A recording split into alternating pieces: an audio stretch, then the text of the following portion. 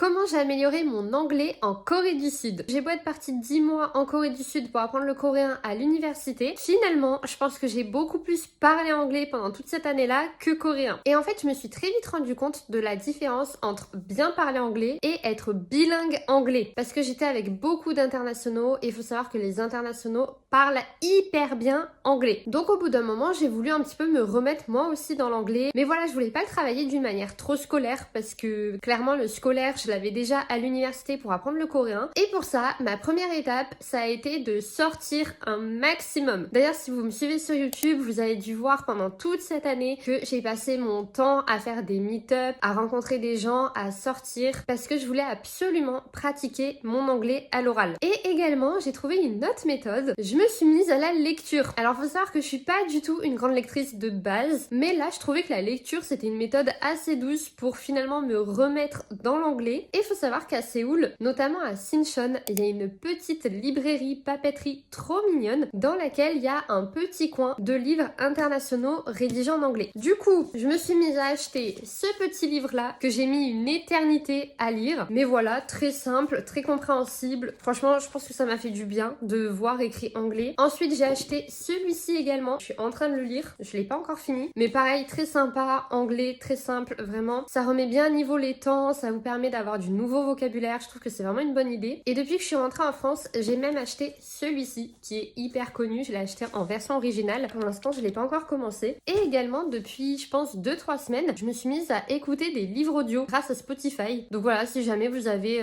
Spotify ou peut-être que Deezer le fait aussi, j'en sais rien, ça peut être une bonne solution pour travailler l'écoute. Voilà, ça a été mes méthodes. Et si vous avez d'autres méthodes pour vous améliorer en langue, eh ben n'hésitez pas à les écrire en commentaire. Bisous!